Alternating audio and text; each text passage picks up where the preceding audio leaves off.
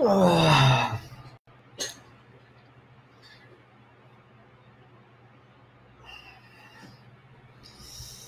Olá, pessoal, tudo jóia? Estamos de volta.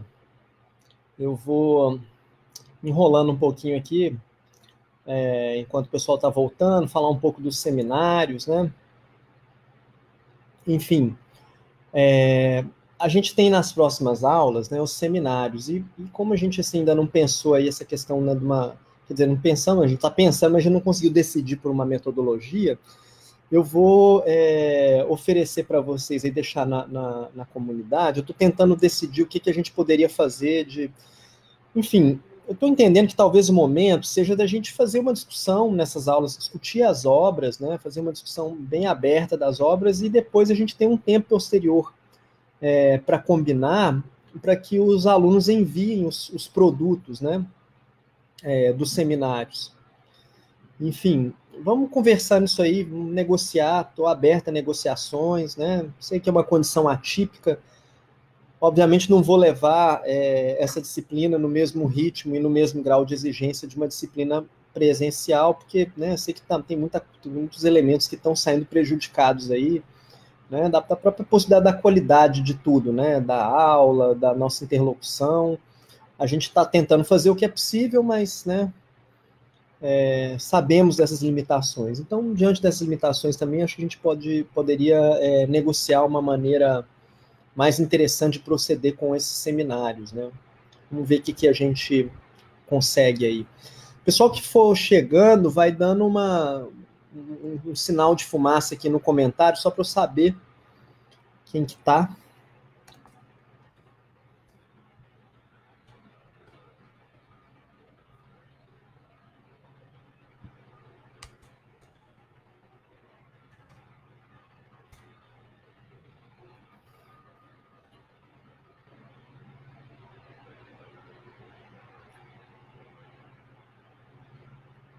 Tá.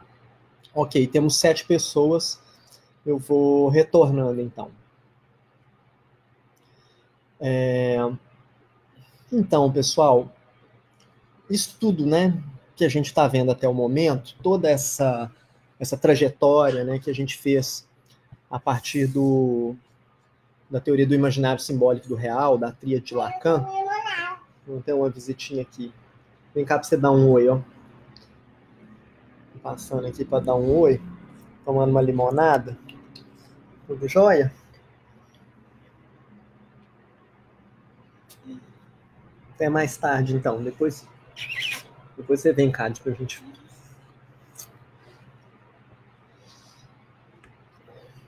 Beleza, pessoal. Então, falando aqui com vocês aqui, estava falando dos seminários, né? E vou voltar diretamente ao tema e depois a gente pode conversar essa questão do seminário aí depois. Mas é o seguinte, toda essa trajetória aí que a gente está realizando em torno do real simbólico imaginário, agora vocês vão talvez poder ter uma concretude assim, né, de onde a gente gostaria de chegar com isso, que é pensar essas categorias como categorias que nos auxiliam a estabelecer uma tipologia da experiência narrativa, né? Antes de entrar propriamente no tema, eu queria falar um pouco para você sobre isso, sobre essa questão da experiência narrativa, sobretudo na história do romance, né?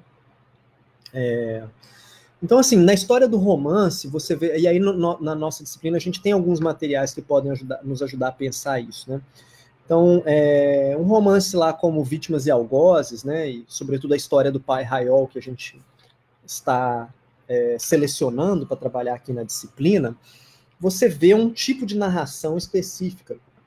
E é um tipo de narração em que o narrador ele quer passar para a gente a ideia de que a história se desenrola sozinha como um fato objetivo, né? Isso que o Yuri Lotman chama de um extrato de objetividade apresentada pela narrativa. Então, assim, claro que toda narrativa é subjetiva, é ficcional e tudo mais, mas na forma como a narrativa se estabelece, ela estabelece ali no pacto com o leitor a ideia de que a narrativa é alguma coisa que está acontecendo, independentemente da experiência do narrador, né? e ela tem uma certa objetividade. E aí você tem, então, na experiência desse tipo de romance mais naturalista, mais realista, né, como é o caso de Vítimas e Algozes, né, e uma certa virada aí, né, posterior, para formas em que o romance ele assume essa posição mais subjetiva, assume a posição subjetiva num primeiro plano. E é isso que acontece, por exemplo, em Machado de Assis, né? Machado de Assis, o que ele introduz como elemento narrativo novo é essa ética da narração, na qual os fatos eles não são objetivamente abordados, né? Porque eles dependem dessa perspectiva do narrador, né? E aí você tem, então, essas diferentes maneiras, né, de articular essa experiência de narração. Então, seja essa experiência de narração articulada a essas noções do imaginário, as próprias fantasias que o narrador tem sobre a realidade, né, seja essa experiência de narração, então, articulada a um determinado sistema simbólico, né, o narrador ele está inserido dentro de um sistema simbólico que ele procura descrever com uma certa imparcialidade, e seja também uma experiência de narração, como a gente vai ver a experiência da narração em Hélène Cixous, né, no caso de Venir de l'Écriture, que você tem aí um tipo de narração que não se dirige a um narratário específico, um narratário fragmentado, que é um narratário que é da própria ordem do real. A gente vai tentar, né, fazer essa aproximação. Então é importante atentar a isso, né, quer dizer, para que a gente possa prosseguir nessa parte da aula. Eu peço desculpas porque vai ficar um pouco longo, a gente vai ter que ler trechos longos, né? 1 ou 2 páginas, até 3 páginas de romance, mas eu acho que vale a pena um sacrifício para a gente compreender um pouco essa relação. Então, novamente, né, eu estou insistindo nisso o tempo todo, que a gente deve, então, articular os 3 registros, né? Todos esses registros estão articulados, imaginário, simbólico e real, estão articulados, né, nas mesmas experiências, numa mesma experiência, mas é claro que a gente pode fazer essa aposta de que existem determinados momentos de preponderância de um registro sobre outro que vão resultar em formas distintas de narrar, né? Essa mais ou menos é a aposta do livro do Eagleton, né? Se a gente pensar as proposições éticas como formas de narrar a relação ética, você tem formas distintas de narrar a partir da preponderância de cada um dos elementos, né? Se há uma preponderância do imaginário, aí você vai ter, então, essa ética da sensibilidade, né? Essa ética dos sentimentos, né? Muito impregnada aí no romance inglês, né? E a ética do simbólico com Spinoza, e uma ética do real com Lacan, com Nietzsche, com Schopenhauer, né? E assim por diante, porque o empreendimento ético, na verdade, ele constitui uma tentativa de narrar as relações de causa e efeito entre os seres humanos, né, e poder conferir uma narrativa à ideia de responsabilidade, né? Qual que é a responsabilidade que a gente tem sobre a vida do outro, e como que a gente narra essa responsabilidade, como que a gente estabelece inteligibilidade para essas relações de responsabilidade. Então, é mais ou menos isso que propõe o livro do Eagleton, e a gente faz uma transposição, então, dessa tese do Eagleton para o campo da literatura, né? Não que o Eagleton já não utilize exemplos da literatura também, mas, né, ele vai na filosofia e a gente vai se manter, circunscrever especificamente a ideia da narração e da forma de narrar. Então, de acordo com esse sistema de preponderâncias, né, dessas formas distintas de narrar, cada um desses registros, cada uma das narrativas, ela pressupõe uma forma distinta de relação com a alteridade que está constituída no texto, né? O Wolfgang Iser, ele tem a teoria do leitor implícito, né? Ele diz que todo texto literário, né, e às vezes até o não literário também, ele constitui dentro de si alguns elementos que vão indicando qual que é o leitor implícito. No sentido assim, com que leitor eu estou falando? Né? O que eu suponho que meu leitor deva saber ou entender para entender o tipo de comunicação que eu dirijo para ele? Né? Então, assim, todo texto ele constitui aquilo que o Iser chama de um leitor implícito, ou aquilo que a Judith Butler, né, naquele livro brilhante que eu já falei dele para vocês, chamado Narrar a Si Mesmo, chama de instância de endereçamento, ou cena de endereçamento. Né? Enfim, aquilo que a gente poderia formular com a seguinte pergunta, né? A quem essa forma de narrar se dirige? Qual a forma de outro implícita nessa narrativa e nesse texto literário? Então, por exemplo, se você toma lá o texto do Pai Raiol, né, Joaquim Manuel de Macedo, é um romance de tese, e aí o outro constituído, né, o leitor implícito, não é o negro, não é o escravizado, é um texto que se dirige para outros brancos, né, que supõe o branco letrado realizando uma leitura daquele texto. Né? Então, assim, tem uma alteridade implícita ali, né? E aí tem uma forma ética também na maneira de narrar, na maneira de pensar o outro. Eu não conseguia, na verdade, a gente trabalhar com o texto Pai Raiol, porque eu acho que para poder fazer uma boa exemplificação, teria que pegar o texto todo. Então eu falei, vou optar por formas mais fragmentárias, mas claro que nos exercícios seminários eu gostaria que a gente pensasse sobre essas questões em cada um dos textos literários, né? Que essas questões do narratário, a quem a narrativa se endereça. Tem um narrador, né? Que é essa voz, que não precisa ser uma pessoa, é uma voz que pode ser às vezes até abstrata, que se dirige a um narratário que é implícito no próprio texto. Né? Então, para a gente então empreender esse estudo, eu selecionei aqui alguns trechos, né? E são textos que todos estão disponíveis, né? No programa da nossa disciplina. E vou começar com Confissões de uma Máscara, de Yukio Mishima, né? Esse texto, Confissões de uma Máscara, ele é um romance autobiográfico, né? Que narra a história de um sujeito desde o seu nascimento, né, até mais ou menos ali o início da sua juventude, a saída da adolescência e o início da juventude. E nesse livro, então, o tom, vamos dizer assim, do estudo autobiográfico é como se fosse um estudo mais poético do que científico da constituição da sexualidade e da personalidade desse sujeito.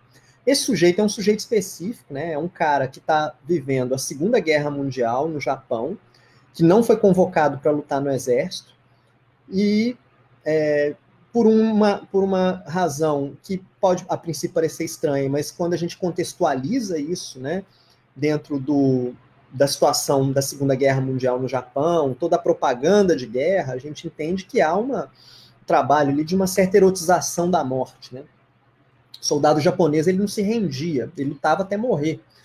E isso foi construído, obviamente, a partir de propaganda política, né? Essa construção subjetiva. Por isso que a gente está vendo nessa disciplina literatura subjetiva, e subjetividade, porque a literatura, a propaganda, as narrativas que vão constituir esses sujeitos, por exemplo, capazes de dar a vida pela nação no combate. Né? Isso necessita um processo de construção subjetiva. Ninguém chega do nada e vira um kamikaze, né? Então, essa narrativa do Yukio Mishima conta essa história, né, de um sujeito que não foi escalado, né, para lutar no exército por causa de limitações de saúde, e aí ele fica lá o tempo todo pensando que ele vai morrer durante a guerra, que vai cair uma bomba na casa dele, e essa constante obsessão pela morte, né, vai criando uma amálgama com o erotismo, né? E aí ele está falando especificamente das relações imaginárias, de quem é ele, como ele se vê, de como ele imagina o olhar do outro, como ele mesmo se transforma diante do olhar que ele tem sobre ele mesmo, sobre a sua sexualidade, né? Ele não consegue decidir sobre a sua sexualidade, enfim. E aí eu vou ler um trecho para vocês aqui junto, que está no nosso esquema de aula, peço que vocês então acompanhem lá, para a gente fazer uma breve discussão, então, desse aspecto do texto dele. Né? Esse trecho que eu vou ler é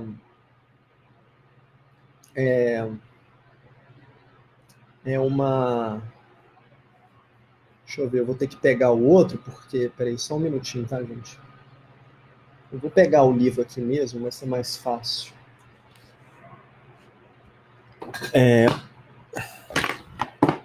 E tá tudo tranquilo para vocês? Vocês estão com os... Vocês estão com as 3 páginas aí?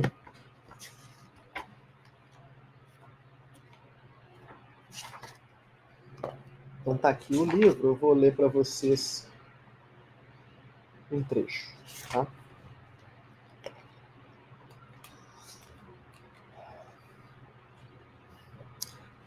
Na página 11, que tá, e eu colei lá. Vocês me falam, por favor, se vocês estão aí com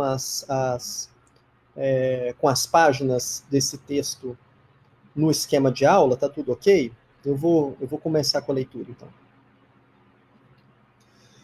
Minha lembrança mais remota, inquestionável, perseguindo-me com uma imagem estranhamente vívida desde esta época. Página 11, tá? De Confissões de uma Máscara. Então, novamente, a gente está falando da questão do imaginário, e ele está elencando aí a imagem mais vívida e mais antiga, né, que ele traz na memória, que ele se apaixonou. Não sei se era minha mãe, uma babá, uma empregada, uma tia que me levava pela mão. A estação do ano também não é distinta. O sol da tarde batia opacamente sobre as casas ao longo da ladeira. Conduzido pela mão da mulher, que eu não me lembro, eu estava subindo a ladeira em direção à casa, em direção de casa. Alguém vinha descendo a vertente, e a mulher puxou a minha mão. Saímos do caminho e ficamos esperando de um lado. Não há dúvida de que a imagem do que vi então ganhou novo significado em cada uma das incontáveis vezes que foi revivificada, intensificada, focalizada. Ou seja, ele viu essa imagem uma vez e o negócio essa imagem ficou ruminando, né, na cabeça dele ali durante muito tempo, muito tempo. Porque no enevoado perímetro da cena, além da figura daquele alguém descendo a ladeira, sobressai com tanta clareza. E não sem razão, essa imagem é a mais antiga das que me atormentavam e atemorizavam a vida toda.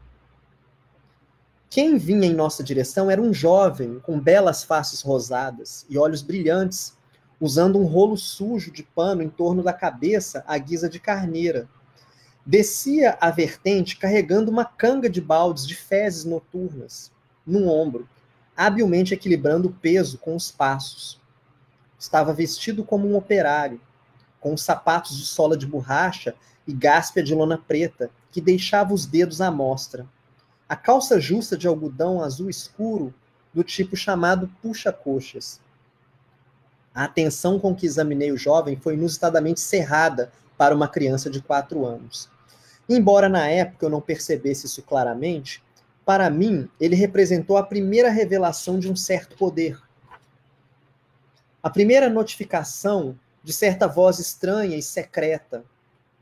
É significativo que isso se tenha manifestado a mim pela primeira vez sob a forma de um carregador de fezes noturnas. O excremento é um símbolo da terra. Indubitavelmente era o malévolo amor da mãe terra que estava chamando por mim. Vou fazer uma pequena pausa para ir comentando aqui até agora, né? O que ele está dizendo? Ele está lá e viu a imagem do cara que carrega as fezes noturnas, né? Então você tinha lá umas casas, né, em Tóquio, no Japão, que você precisava de esvaziar a fossa, tinha um cara que carregava e levava a bosta embora. E o menino Mishima, a criancinha, né, o Koshan, que é o nome desse protagonista, mas que a gente sabe que, né, pela romantização autobiográfica, é o Mishima também, ele se apaixona pela imagem desse cara, né? Chama atenção para aspectos específicos da imagem, a calça de puxa-coxa, o cara lá com as coxas apertadas, né, na calça. E aí ele fala desse excremento como símbolo da Mãe Terra. Aqui a gente pode abrir para várias intertextualidades, né? Por exemplo, para os gregos, né, e o Mishima foi fortemente influenciado pelo pensamento grego, pela mitologia grega, a Mãe Terra, né, ela é celebrada pelo ritual dionisíaco. É Dionísio que faz a celebração da Mãe Terra. E Dionísio é aquilo que celebra a violência, a morte, a doença, né? Tudo aquilo que é excluído do campo do harmônico, do belo, do apolíneo, né? Que traz aí uma outra dimensão de beleza. Então, olha que interessante já o intertexto que o Mishima vai fazendo aqui para a gente. Continuando agora a leitura do texto, página 12, tá? Tive o pressentimento de que há no mundo um tipo de desejo semelhante à dor aguda, pungente, Olhando para o jovem sujo, fiquei sufocado pelo desejo, pensando, quero me transformar nele, quero ser ele. Né? Novamente aí essa questão da identificação, né? Ele é capturado por essa imagem. A imagem do carregador de fezes noturnas, né, imprime nele esse desejo de se transformar nessa imagem. Né? Ele quer, aquela imagem dá forma para o ego dele, para o ego infantil, né, que está ali naquele momento. Lembro-me claramente que meu desejo tinha 2 pontos de enfoque. O primeiro eram as puxa-coxas azul escuras, e o outro, sua ocupação. As calças justas delineavam nitidamente a metade inferior do seu corpo, que se movia com agilidade e parecia vir diretamente na minha direção. Uma adoração inexprimível por aquelas calças nasceu em mim. Não compreendi por quê. Sua ocupação. Naquele instante, do mesmo modo como outras crianças, assim que atingem a faculdade da memória e querem ser generais, fui invadido pela ambição de me tornar um carregador de fezes noturnas. Essa passagem interessante me lembrou aqui também um amigo meu que falou que quando ele era criança ele queria ser lixeiro, que ele viu o lixeiro passando na rua e dava essa sensação de uma profissão perigosa, que tinha que correr e pegar o ônibus, tinha que agarrar no caminhão de lixo, tinha caco de vidro e tudo mais. E assim, me traz uma ressonância um pouco com isso que o Mishima está dizendo aqui, né? Para falar que a literatura não é só a literatura, né, nos seus píncaros excelsos, mas nessa ressonância que ela estabelece também com as nossas vivências, né, com a nossa vida. Com o tempo, essa ambição se tornou ainda mais forte, expandindo-se em mim e conhecendo um estranho desenvolvimento. O que quero dizer é que, com relação à ocupação dele, senti algo como uma ânsia por uma tristeza lancinante, uma tristeza de contorcer o corpo. Sua ocupação deu-me a sensação de tragédia, no sentido mais patético do termo. Certa sensação como que de autorrenúncia, certa sensação de indiferença, certa sensação de intimidade com o perigo, uma sensação de extraordinária combinação de nada e força vital. Todas essas sensações aglomeravam-se diante de seu apelo, vagando-me com seu peso, me mantendo cativo à idade de 4 anos.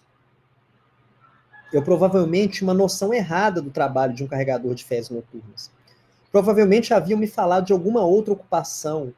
E, enganado pela sua roupa, eu estava injustamente encaixando o trabalho dele no modelo do que eu vira. Não posso explicar de outro modo. O caso deve ter sido esse, que depois de minha ambição foi transferida com as mesmas emoções para os condutores de Hanadensha, os bondes que são alegremente decorados com flores nos dias de festa, ou ainda para os perfuradores de bilhetes do metrô. Ambas as ocupações me causavam uma forte impressão de vidas trágicas que eu ignorava e das quais parecia excluído para sempre. Isso era particularmente verdadeiro no caso dos perfuradores de bilhetes. As fileiras de botões dourados nas túnicas dos seus uniformes azuis fundiram-se na minha mente com o odor que flutuava no metrô naqueles dias, algo como cheiro de borracha ou de hortelã-pimenta. E provocaram-me imediatamente associações mentais com coisas trágicas. De algum modo, eu sentia que era trágico para uma pessoa ganhar a vida em meio a um odor como aquele. Existências e eventos ocorrendo sem qualquer relação comigo, ocorrendo em lugares que não apenas apelavam para os meus sentidos, como também me eram negados. Isso, junto com as pessoas envolvidas neles, constituíam a minha definição de coisas trágicas. Parece que meu pesar por ser eternamente excluído era sempre transformado no meu sonho, em pesar por aquelas pessoas e seus modos de vida, e que unicamente através do meu pesar eu tentava compartilhar de suas existências. Se era esse o caso, as assim chamadas coisas trágicas de que eu estava adquirindo consciência, provavelmente não passavam de sombras lançadas por um momentâneo pressentimento de um pesar ainda maior no futuro, de uma exclusão mais solitária ainda por vir. Bom, esse longo trecho, né, então nos coloca em contato com essa questão da possibilidade narrativa a partir do imaginário, né? tudo que está em jogo aqui é o que o narrador imagina que seja a vida dessas pessoas, né? É como se ele estivesse tentando olhar para o mundo a partir dos olhos dessas pessoas, mas que são os olhos dele, né? Então, se ele projeta nessas pessoas essa ideia de algo trágico, de uma autorrenúncia, né? De alguma parte dele insondável, né? Que se torna determinada pela figura dessas pessoas. Então, você tem essa característica, né? De narração a partir dos elementos do imaginário. E aí, obviamente, ele também convida nós, leitores, a se colocar na posição desse narrador, né, desse narrador em primeira pessoa do romance, que ele nos convida a examinar também quais os desfiles de imagem que a gente, né, se identifica, né, quais são as imagens que correm incessantemente, né, e são revivificadas, né, por nós mesmos, qual o potencial delas, qual o efeito, qual o sentimento que elas nos deixam. Então, basicamente, esse livro todo ele vai partir muito dessas reversões e desse exame do imaginário, né? Quem sou eu? Como é que está a minha sexualidade? Como eu imagino o outro? E o apelo disso, né, para o leitor, como eu estou dizendo, é muito grande nessa possibilidade de reverter e nos fazer examinar também as nossas próprias relações imaginárias, as nossas fantasias sexuais e assim por diante. Então, no seminário sobre Confissão de uma Máscara, né, a gente vai, então, tentar explorar essa dimensão do erotismo e da sexualidade ligado à morte, né? E pensada a partir do conjunto dessas relações imaginárias. Esse é um caminho, então, que eu gostaria de tomar com vocês para pensar esse livro. Queria saber se alguém tem alguma questão até o momento sobre essa parte, antes de a gente passar para a próxima, né? Que aí a gente vai para o próximo romance. Ou se tem comentários, alguma coisa que gostaria de acrescentar aí.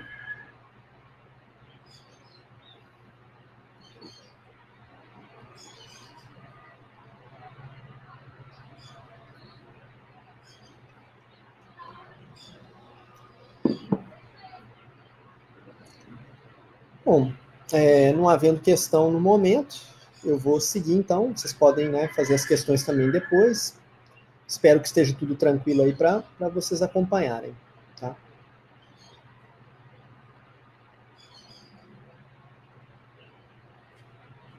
Vamos lá. Agora eu gostaria de ler para vocês um fragmento, né, do Vestígios do Dia, né, Remains of the Day, do Kazuo Ishiguro, para a gente pensar a preponderância da ordem simbólica.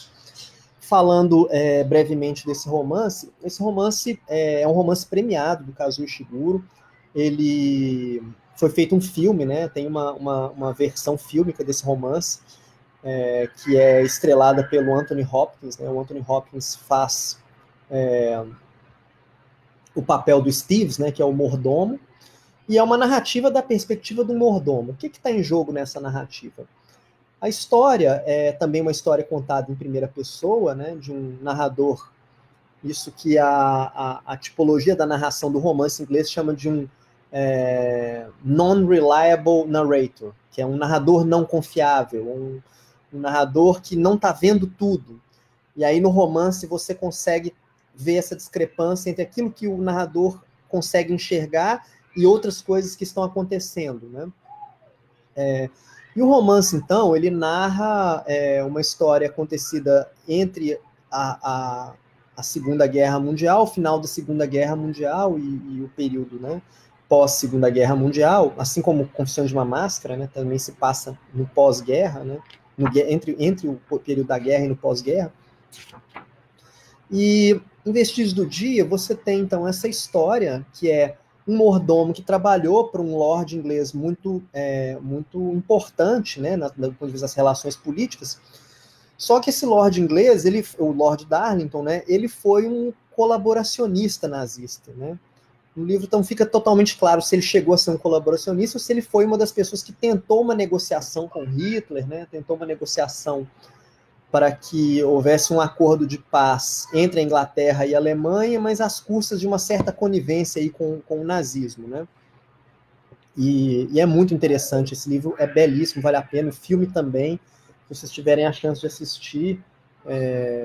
O Anthony Hopkins, né, como sempre, porra, sem comentários, né? O que o cara pega para fazer que não fica bom, né? Enfim, e aí passa essa história toda, né? O Steves, então, o Lord Darlington, né, perde, né, uma parte da fortuna dele, porque, enfim, toda essa relação de ser um colaboracionista. E aí ele vende a mansão dele, que é uma autêntica mansão inglesa, para um milionário norte-americano, né? E esse milionário norte-americano, ele compra a mansão como quem está comprando assim, olha, que legal, tenho muito dinheiro, vou comprar uma coisa, vou comprar um símbolo autenticamente inglês, né? Ele compra, então, essa casa, o mordomo vem junto da casa, como se ele fosse quase que um móvel da casa, e aí, numa determinada altura, o senhor Faraday, Mr. Faraday, que é o proprietário da casa, esse norte-americano milionário, recebe uma visita de outros 2 norte-americanos. E aí eu vou ler para vocês o que acontece aqui nessa visita, que vai, então, revelar para nós esse conjunto de relações simbólicas e essa inadequação, né, entre 2 sistemas simbólicos diferentes. Porque uma coisa é o sistema simbólico da cultura norte-americana em choque com o sistema simbólico da cultura inglesa do mordomo, especificamente a cultura do mordomo, né? Vamos ver aqui. Eu vi que a Andresa fez pergunta, viu, Andresa? Nós já vamos chegar na sua pergunta logo depois da leitura desse trecho, tá? Eu já estou vendo, inclusive, que é uma ótima pergunta. Vamos lá. O senhor e a senhora Wakefield são um casal americano estabelecido na Inglaterra, em algum lugar de Kent, pelo que entendi, há uns 20 anos. Né? Essa voz narrativa da qual estou lendo é a voz do Steves, tá, gente? Tendo vários conhecidos em comum com o Sr. Faraday, na Sociedade de Boston. Um dia fizeram uma visita breve a Darlington Hall, ficando para o almoço e partindo antes do chá. Né? Que o chá é servido pontualmente às 5 horas. Né? Estou falando agora de poucas semanas depois da chegada do próprio Sr. Faraday, em uma época em que seu entusiasmo com a compra da casa, ele está falando, estava no auge. Consequentemente, grande parte da visita dos Wakefields foi tomada por uma expedição que poderia parecer desnecessariamente extensa pela propriedade, inclusive em áreas fora de uso. Ou seja, uma casa tão grande que tinha uns cômodos que eles não usavam que ficavam trancados. Né? O senhor e a senhora Wakefield, no entanto, pareciam tão entusiasmados quanto o senhor Faraday e eu, cuidando do meu serviço.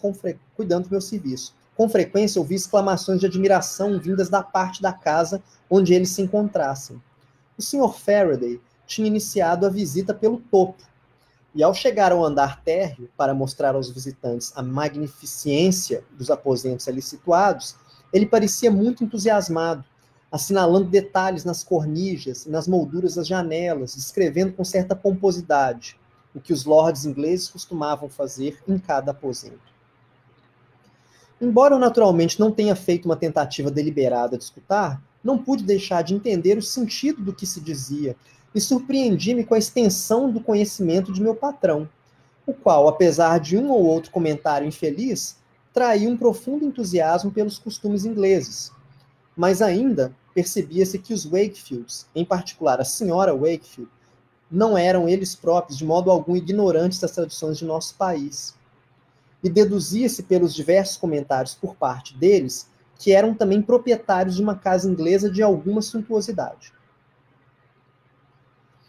Foi em um certo ponto da excursão, eu estava atravessando o saguão, sob a impressão de que o grupo saíra para explorar o jardim, que me dei conta que a senhora Wakefield ficara para trás e estava examinando de perto o arco de pedra que emoldura a porta para a sala de jantar. Quando passei murmurando, um discreto "com licença, madame", ela voltou-se e perguntou: "Ah, Stevens, talvez seja a pessoa indicada para me dizer. Este arco parece ser do século XVII, mas não terá sido construído recentemente? Talvez durante a época do Lord Darlington? É possível, madame. É muito bonito, mas com certeza uma espécie de falsa antiguidade, feita há poucos anos, certo? Não tenho certeza, madame, mas é bem possível." Então, baixando a voz, a senhora Wakefield perguntou: "Diga-me, Steves, como era esse Lord Darlington? Você com certeza trabalhou para ele." Não, madame. Ah, pensei que tivesse trabalhado. Não sei por que tive essa impressão. A senhora Wakefield virou-se novamente para o arco e, colocando a mão sobre ele, disse: Quer dizer que não temos certeza. Mesmo assim, a mim parece ser falso. Muito bem feito, mas falso. Na versão em inglês, gente, ela usa a palavra mock, né? Que é imitação, mas é imitação no sentido pejorativo, né? Aqui ela usa simplesmente falso, né? E fica uma coisa meio assim. A palavra mock, ela tem um outro campo semântico assim muito mais interessante, né? Isso é que se perde na tradução. É possível que eu tivesse esquecido algo desse diálogo. No entanto, depois da partida dos Wakefields, fui levar chá da tarde ao Sr. Faraday na sala de estar e percebi que ele estava preocupado. Depois de um silêncio inicial, ele disse: Sabe, Stevens, a senhora Wakefield não ficou tão impressionada com esta casa quanto eu acho que deveria ter ficado. Realmente, senhor? Na verdade, ela parecia achar que eu estava exagerando o pedigree do lugar, que eu estava inventando a antiguidade de tudo. Foi mesmo, senhor? Ficava falando que tudo era falso, que isto é falso, aquilo. Pensou até que você era falso, Stevens. Realmente, senhor? Sim, Stevens, realmente. Eu disse que você era de verdade, um velho mordomo inglês de verdade, que está nessa casa há mais de 30 anos, servindo um nobre inglês de verdade. Mas a senhora Wakefield me desmentiu, aliás, com muita segurança. Foi mesmo, senhor? A senhora Wakefield, Stevens, estava convencida de que você não trabalhava aqui até eu contratá-lo. Na verdade, ela parecia achar que tinha ouvido isso de você. Fiz papel de tolo, como você pode imaginar. Ah, é profundamente lamentável, senhor. Quer dizer, Stevens, que essa é uma genuína mansão inglesa, não é? Foi o que eu paguei. E você é um genuíno mordomo inglês antigo, e não um garçom fingindo ser um mordomo.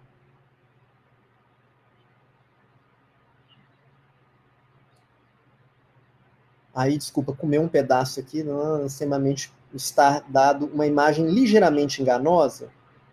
Lamento muito, senhor. Não tinha ideia de que poderia causar-lhe esse constrangimento. Mas droga, Stevens, por que inventou essa história? Estudei a situação por um momento, depois disse: Lamento muito, senhor, mas tem a ver com os costumes deste país. De que é que está falando, homem? Quer dizer que na Inglaterra não é costume um empregado discutir seus antigos patrões. Quer dizer, quero dizer que na Inglaterra não é um costume um empregado discutir seus antigos patrões. Certo, Stevens. Então você não deseja divulgar confidências passadas. Mas isso se estende a chegar a negar ter trabalhado para outra pessoa além de mim? Realmente parece um pouco exagerado quando o senhor coloca as coisas assim. Mas com frequência considera-se desejável que o empregado dê essa impressão. Se posso me expressar assim, senhor, é um pouco similar ao costume em relação ao casamento. Se uma dama divorciada estiver presente em companhia do segundo marido, com frequência considera-se desejável que não se mencione o primeiro casamento. Há um costume semelhante em relação à nossa profissão, senhor. Ah, bem que eu gostaria de ter tomado conhecimento desse seu costume antes, Stevens, retrucou meu patrão, recostando-se na poltrona. Fiquei com cara de trouxa. Pessoal, antes de comentar esse trecho, eu vou só sair aqui rapidinho para pegar o carregador do meu computador, porque está com a bateria baixa, tá? Eu volto, são alguns segundos.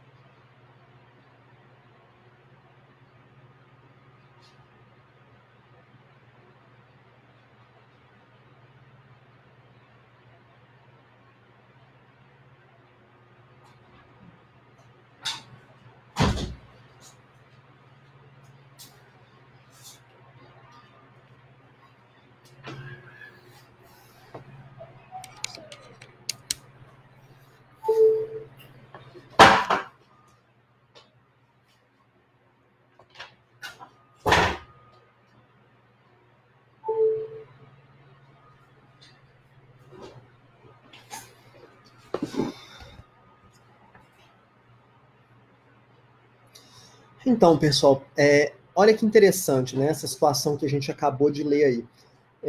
A ironia, né, da situação, porque para o senhor Faraday, né, seria interessante que o Stevens dissesse para as visitas que ele trabalhou para um outro patrão, porque isso atestaria, né, como que ele é um verdadeiro mordomo inglês. No entanto, é justamente negando para as visitas que ele teve outro patrão que ele se torna um autêntico mordomo inglês, justamente se tornando um mordomo autenticamente inglês, mantendo o hábito de não comentar sobre outros patrões com os quais ele trabalhou. E aí você tem esse choque, né, dessa inadequação entre diferentes sistemas simbólicos. O sistema simbólico, né, no qual o Sr. Faraday está inserido, e o sistema simbólico do Stevens, né, o seu código semiótico, aquilo que a gente chama de cultura, né. Então você tem esses, e é interessante na forma como é narrado, né, porque você tem a visita do casal, o casal fica examinando as coisas, né, e é interessante porque o Stevens, ele não vale ali, vamos dizer assim, como ele não tem uma relação imaginária, né, ele não é alguém que tem uma identidade própria, né, que é visto como alguém que tem uma interioridade, que é uma pessoa, ele é mais um elemento daquela casa, né? E assim como a senhora Wakefield, ela duvidou, por exemplo, falou, esse arco aqui não é original, ele é uma reconstituição falsa, mock, né, uma imitação grosseira. Mock tem sentido, né, de uma imitação caricata, né, de uma imitação grosseira, de uma imitação jocosa, na verdade, né.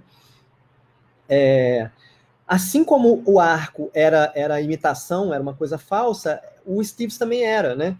Então, novamente, o Stevens está colocado aí nesse conjunto de relações a partir das relações simbólicas, né? E aí é interessante como um elemento para a gente poder entender essa forma de narração, essa forma como ele está inserido no conjunto de relações, para compreender essa dimensão do simbólico. Se tiverem perguntas, questões aí também, vamos colocando, né? Eu vou fazer uma... Antes de passar para o próximo, eu vou responder a Andresa. A Andresa está perguntando, o sujeito produtor de arte é produtor de uma transição estética entre o imaginário e o simbólico? Há sempre essa ancoração do biográfico e imaginário? Né, de fato, né, o que significa isso? Isso se a gente tomar, inclusive, a partir de uma hipótese psicanalítica, né? Freud tem um texto bastante visitado, muito interessante, chamado Escritores Criativos e Devaneios. E nesse texto ele elabora exatamente essa noção. Ele diz que o que torna os escritores criativos interessantes é que eles conseguem fazer dessa matéria-prima do seu, né, aí nas palavras do Lacan, enfiando na boca do Freud, do seu imaginário, né, das suas fantasias, do seu devaneio, eles conseguem fornecer uma roupagem simbólica para isso. E essa roupagem simbólica faz, então, com que outras pessoas possam se identificar com esses devaneios, com essas fantasias, né? O que ele faz, então, na verdade, é tornar o imaginário simbólico para que ele possa se tornar intercambiável, né? Ou seja, o escritor criativo, ele faz da sua fantasia um elemento que pode circular, um elemento simbólico que pode circular e causar prazer em outras pessoas, né? E isso que estaria, vamos dizer assim, isso que estaria a fonte, né? Vamos dizer assim, o segredo, né, metapsicológico dos escritores criativos nessa hipótese freudiana. Então, sim, de fato, a gente poderia dizer que há sempre algum tipo de ancoragem no biográfico, né, e no imaginário, que, no fim das contas, o que todo autor faz é um tipo de transformação dos elementos biográficos e imaginários, né, na sua obra artística. Isso está aberto assim, a uma imensa discussão, né? Tem muita gente que vai falar, não, tem que separar o autor da obra e ler a obra como uma coisa independente. Eu entendo também, né, essa perspectiva de não querer encontrar a verdade do texto, né, na biografia do autor, mas, por outro lado, né, se a gente vai num movimento também através de Nietzsche, né, e através... um colega meu que trabalha isso, né, um amigo que trabalha isso de uma forma muito interessante, é o professor Silas, né, no trabalho dele ele vai mostrando essa ancoragem do biográfico e do imaginário na produção teórica, inclusive, de filósofos, não só escritores de ficção. mas, de fato, a gente poderia partir daí, e isso é que torna interessante, né, uma crítica biográfica, autobiográfica, examinar os escritos biográficos e autobiográficos do escritor, tentar, vamos dizer assim, deslindar um pouco essa trama, né, que faz com que haja, então, essa ancoragem aí desses elementos. Né. Não sei se a resposta te satisfaz, Andresa, mas se você tiver mais questões aí a respeito disso, você pode falar e a gente vai produzindo mais. Né? Assim, eu entendo que cada pergunta muitas vezes vai receber uma resposta insatisfatória, mas ela é um motivo para a gente continuar sempre uma conversa. Né? Não havendo mais questões sobre esse trecho, eu vou passar para o próximo, então. Tá ok? Tá todo mundo aí? Tá todo mundo acordado?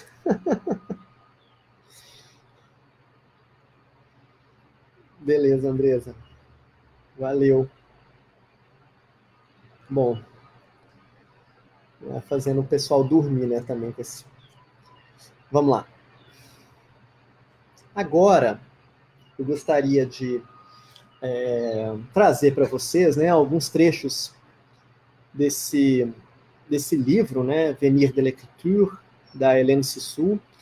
É um livro sem tradução, é um livro muito bonito. Eu, particularmente, me apaixonei por esse... É um livro curto, gente, deve ter aí umas 80 páginas. E é uma narrativa que também não é narrativa, tem uma dimensão meio poética, assim. Isso tudo que faz ela interessante para a gente pensar essa questão do real, né? Porque é uma questão do real do narratário. Né? A gente fica meio que numa oscilação até tentar entender a quem essa narrativa se dirige. É claro que ela se dirige a nós, leitores, mas a que parte de nós, leitores? Porque ela se dirige a um leitor que não é um leitor constituído como todo, como sujeito. É um leitor fragmentado, né? Então, por exemplo, eu, né, na minha forma egóica, né, como homem, enfim, estou lendo um texto que ela se dirige a uma parte feminina minha, né, e me faz, vamos dizer, pelo endereçamento e pela interlocução, me faz confrontar com essa parte feminina. E essa que é a grande sacada desse texto, né, que é a questão da cena de endereçamento. Ela vai criando um endereçamento que é da ordem de algo que não está simbolicamente e completamente constituído, é sempre oscilante. A gente vai assim tendo que ler o texto até entender com quem que ela está falando, para quem que ela está falando, que texto é esse, qual que é vamos dizer assim, do que ela está falando também, enfim. Aí eu destaquei alguns trechos, é claro que não corresponde à experiência de leitura do texto integral, mas são alguns clarões, né, para a gente poder pensar essa dimensão do real. E o texto não está traduzido, como eu já falei, fui fazendo a tradução dos trechos, traduções que podem conter problemas também, são traduções livres, né?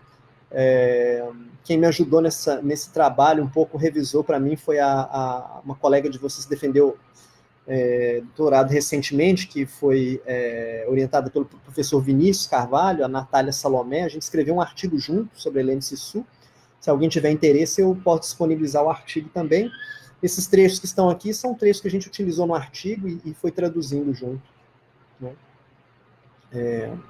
Eu traduzi, ela deu uma revisada para mim, e a gente foi fazendo esse trabalho. Né? Então, o primeiro trecho, a Cixous diz assim: um desejo procura sua morada. Eu era esse desejo. Eu era a questão. Estrangeiridade do destino da questão. Procurar, perseguir as respostas que a acalmam e a anulam. É o que a anima, a eleva, lhe dá ganas de se colocar. É a impressão que o outro está ali, tão próximo, existe, tão distante, que há, em alguma parte do mundo, uma vez passada a porta, a face que promete, a resposta pela qual continuamos a nos mover, por causa da qual não se pode repousar, pelo amor daquela que nos impedimos de renunciar, de se deixar levar a morrer. Então vejam bem, assim, ela vai falando, né, de uma forma, uma voz narrativa que é um desejo, né, um desejo procura sua morada. Eu era esse desejo. E aí ela se dirige a um narratário né, que é um rosto, que é uma promessa, que é alguma coisa que existe, que ao mesmo tempo que está perto, está muito distante, mas é aquilo no qual ela deposita, vamos dizer assim, toda a esperança de vida, né, aquilo que a impede de renunciar. Então, a partir dessa relação com algo não todo, não constituído, né, que ela vai, então, tecendo esse ensaio belíssimo. Né? Outro trecho. Eu ali. O semblante significava. E cada signo indicava um novo caminho a seguir para se abordar o sentido. O semblante me soprava alguma coisa, me falava, me chamava para falar, para decifrar todos os nomes que a cercavam, a invocavam, a tangenciam, fazendo-a aparecer. Ele torna as coisas visíveis e legíveis, como se ele estivesse entendido que mesmo que a luz se tenha distanciado, as coisas que ela clareou não desaparecem. O que ela tocou permanecerá, não cessará de estar aqui, brilhar e se deixar tomar pelo nome. Esse semblante aí que ele está falando é a face, né, gente? É o rosto. Porque em francês tem essa diferenciação que é visage e face. Face é a face, visage é o rosto, mais a expressão emocional dele.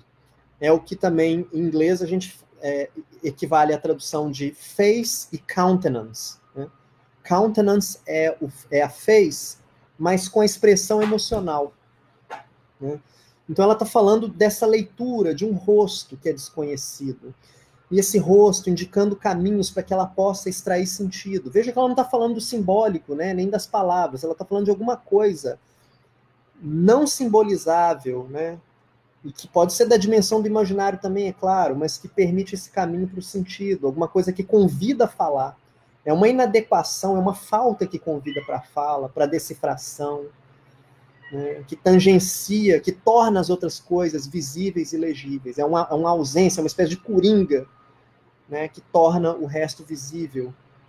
É aquilo que deixa um clarão, né, e que mais tarde vai ser tomado pelo nome. Novamente, agora um outro trecho. Né?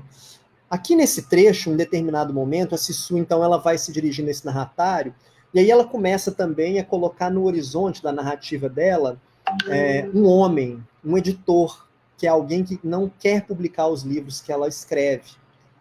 Né? E aí ela vocaliza, vamos dizer assim, ela remeda a voz desse homem falocrata, né? Machista, e assim por diante. Aí ela vai dizer assim, isso é o homem falando, né, para ela. E mulher? Ah, não, desculpa, isso aí ainda é ela, tá? Depois que a gente ainda vai chegar nisso. E mulher? Mulher, para mim, é aquela que não mata ninguém nela. É aquela que se dá as suas próprias vidas. Mulher é sempre, de certa maneira, mãe para ela mesma e para o outro. Nesse sentido, nesse momento aí, ela está discutindo essa coisa da mulher. Né? Quer dizer, o que define a mulher para ela? Mulher para ela não é uma situação anatômica, né? Não é uma situação especificamente anatômica de gênero, embora possa ser também, mas ela define a mulher como aquela que não mata ninguém nela, quer dizer, aquela que aceita as suas contradições, que não mata coisas nela mesma para se tornar coerente, né? Que aceita a sua incoerência, que aceita as suas contradições. E aquela que gera a si mesma, que pare a si mesma, se dá as suas próprias vidas. Né? E aí ela diz, a mulher, de certa maneira, é sempre, de certa maneira, mãe para ela mesma e para um outro. Né? E aí ela coloca sob o signo da maternidade. Claro que pode ser uma maternidade biológica, mas não está reduzida à maternidade biológica. Né? Está reduzida a entrar nessa relação com o outro, nesse papel de mãe.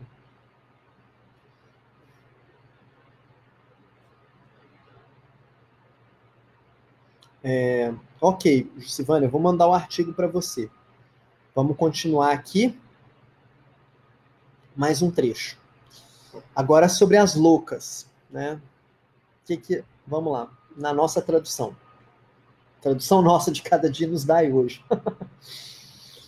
Loucas são aquelas que são obrigadas a refazer seu ato de nascimento todos os dias. Eu penso, nada me está dado. Eu não sou nascida de uma vez por todas.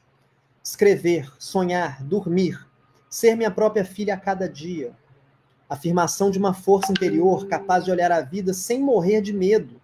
E, sobretudo, olhar a si mesmo como se fosse, ao mesmo tempo, outro. Indispensável ao amor. E nada mais, nada menos de mim. Eu acho essa passagem particularmente assim, muito bela, sabe? Essa ideia, né, de que isso que as pessoas taxam, né, e chamam de louca, né, que na verdade a louca é, né? É aquela que tem coragem, né, e que é obrigada a refazer seu ato de nascimento. Né? E refazendo seu ato de nascimento, é claro que ela produz uma figura estranha, né, que não gera essa coerência que é esperada, né, pelo mundo social. Né?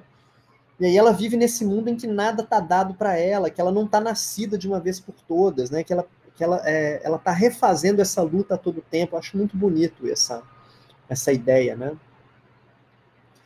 Afirmação de uma força interior capaz de olhar a vida sem morrer de medo, né? E olhar para si mesmo como se fosse um outro. É belo, é assim.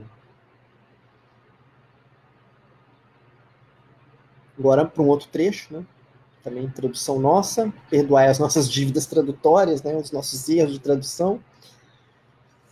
Agora que é aquilo que eu estava falando para vocês, tá, gente? Que eu errei, achei que estava antes, mas assim, que ela está vocalizando, né? Ela está parodiando a voz de um editor falocêntrico, falocrata, machista, né, que tenta enquadrar a literatura dela, que diz não para a literatura dela, porque a literatura dela não pode ser enquadrada, né, nos gêneros vendáveis, né, de literatura. Aí ele diz assim para ela: mas enfim, quem é você? Se você não é jamais a mesma, como quer que a reconheçamos? Né, essa coisa que o público precisa de uma coisa fácil para reconhecer. Ademais, qual o seu nome principal? O público quer saber o que compra. O desconhecido não vende. Nossos clientes demandam o simples. Você está sempre cheio de duplos, né? Como aí na parte da louca, né? Que ela é que dá o nascimento dela mesma, né? Então aí vem o cara para dizer, olha, não quero saber disso. Você está sempre cheio de duplos. Não se pode calculá-las. Existem outros no seu mesmo. Faça-nos uma sissu homogênea. Faça o favor de se repetir, sem imprevisto. Alteração, o mínimo para nós. Alto lá, repouso, repetição. O futuro, ninguém o quer. Dê-nos o passado clássico, envelhecido. Há cerca de 5.000 anos que vivemos com vocês. A mulher, nós sabemos o que é. Eu tive uma por 30 anos. Olha que interessante isso, né? Como que ela zomba, né, dessa voz masculina, né? O cara quer o simples, o cara quer que ela se repita, o cara quer que ela seja ela mesma, né? Que ela seja simples para que ela possa se vender, que ela fique, né, estanque, repousada e repetida. E aí, acho que a grande sacada desse trecho é ele fala: a mulher há 5.000 anos que vivemos com vocês, a mulher nós sabemos o que é. Eu tive uma por 30 anos. Quer dizer, o cara acha que sabe o que é uma mulher porque teve uma vivendo do lado dele por 30 anos. Talvez vivendo por 30 anos do lado de uma mulher em total desconhecimento do que seja ela. Né? Se tivesse algum conhecimento, talvez não estaria dirigindo a Sissu essas demandas, né, de tornar homogênea, né, de falta de alteração.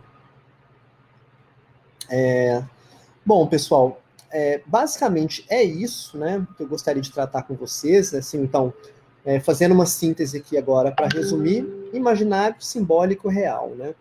O imaginário, então, como a gente viu lá em Confissões de uma Máscara, né, todo esse conjunto de relações do sujeito para o outro, né, como é que o outro me vê, como é que as minhas fantasias sexuais me constituem, com que imagens eu me identifiquei, o que eu vou, né, como é que essas imagens vão me afetar e vão determinar minhas fantasias sexuais, né, isso tudo um exame, uma investigação das relações imaginárias. Né. Lá em Vestígios do Dia, então, um pouco dessa questão da inadequação quando dois sistemas simbólicos ou dois sistemas semióticos distintos se encontram, gerando atrito, né? O sistema simbólico dos norte-americanos milionários e do mordomo inglês, né? E aí, interessante também pensar nisso, né? A própria vida humana do mordomo ali como uma mercadoria, como um objeto simbólico intercambiável, né? Isso também me parece um elemento bastante interessante. E, por fim, para a gente pensar, né, esse elemento do real, esse texto maravilhoso da Sisu, né, que se dirige a uma entidade não completamente constituída, né, alguma coisa que gera furo na ordem simbólica, que é o próprio feminino, né, que é, ou pelo menos a forma como a Sisu vê o feminino, né, e que gera essa perturbação dessas ordens simbólicas, que aponta para esse clarão, para o não dito, para o que, né, para o que está por ainda a ser entendido, pelo devir. Né. Resumindo a isso, vou deixar para vocês nos comentários, então, 2 artigos. A Jucivane, então, pede para a gente o artigo em que nós trabalhamos esse texto da Sisu, e tem um artigo também que eu, né, trabalhei com a Ângela, minha ex-orientanda, né, que defendeu o mestrado comigo, que a gente escreveu um artigo sobre os vestígios do dia, Remains of the Day, fazendo uma comparação dele com o Fantasma de Canterville, que é um conto do Oscar Wilde. Esse artigo que eu escrevi com a Ângela está na bibliografia da disciplina, né? Mas o artigo sobre a Sisu com a Natália Salomé não está. Né? Por via das dúvidas, deixo os 2. Vou dar uma olhada se tem perguntas, se tem alguma coisa. Se não tiver nada, então vou passando para o encerramento. Então, antes de encerrar, gostaria de saber se alguém que está assistindo tem alguma questão, tem alguma pergunta, tem algum comentário também. Palavras finais.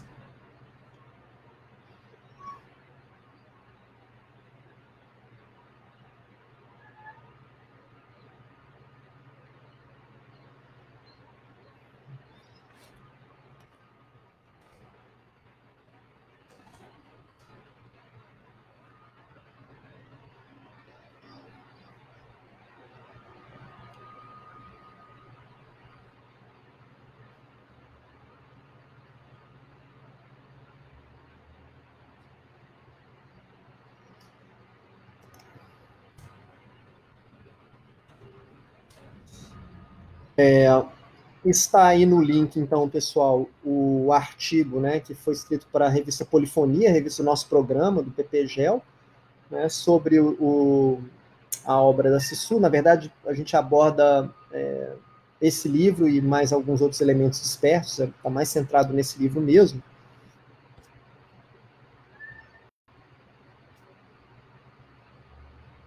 Tá? E agora eu vou deixar para vocês o artigo sobre o Vestígios do Dia.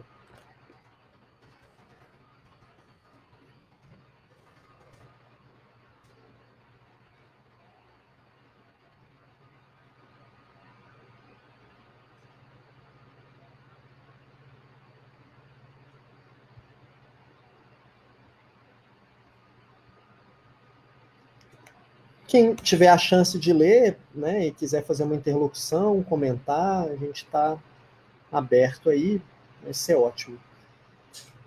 Bom, gente, eu não sei se não estão chegando...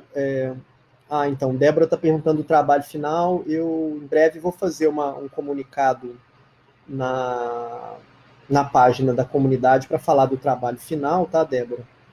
E se eu esquecer, vocês me lembrem disso, por favor. Mais alguma pergunta, alguma questão?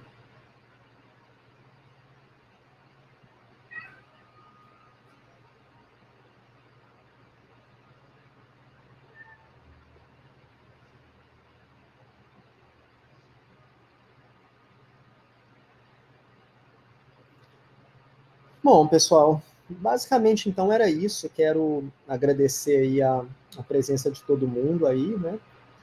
E por, né, estar nos acompanhando, agradecer as perguntas e comentários, as participações, interações. E então, semana que vem, a gente vai discutir, né, os temas do nosso seminário. Vou mandar para vocês na comunidade uma proposta de realização do trabalho final e do seminário. A aula fica gravada aqui, e aí, né, vocês podem indicar para quem quiser. Então, a gente... o Rafael está perguntando, seminário para semana que vem? Então, eu estou propondo o seguinte, na semana que vem, eu vou falar um pouco aqui sobre as obras, a gente discutir um pouco, e aí a gente marcar uma outra data para vocês entregarem o produto final do seminário. E aí a gente pode pensar numa... Ou pode ser, vocês podem também gravar e fazer a live a partir, né, de vocês, assim, falando um pouco da leitura de vocês, ou a gente combinar, enfim, a construção de material. E a gente pode colocar essa data um pouco mais à frente, assim, para ter mais tranquilidade. Eu sei que, né, foi essa volta, né, foi interrupção, foi intempestiva, e a volta também intempestiva, então também estou entendendo que a gente precisa maneirar um pouco aí o ritmo para até que as pessoas possam tomar pé aí das realidades que a cercam, né? Tudo bem? Tudo tranquilo? Então é isso, pessoal. Olha, pedir para que vocês se cuidem bastante, né? Fiquem bem. Quem puder ficar em casa, fique. Quem precisar de sair, saia se cuidando bastante. Máscara, não dá para ficar sem. Álcool gel o tempo todo, né? Com cuidado, com tranquilidade. Nossa maior vingança vai ser sobreviver e ver essas pessoas loucas que estão aí no poder hoje se autodestruírem pela sua própria ignorância. A gente precisa de muita paciência, muita tranquilidade, sabe, para encarar esse momento. Vamos junto, estou aqui para vocês precisarem, tá? Qualquer coisa, manda um sinal de fumaça lá na comunidade. Quem tem meu WhatsApp também pode mandar um sinal. Vamos junto, que aí junto tudo fica mais fácil. Grande beijo para vocês e até a próxima semana.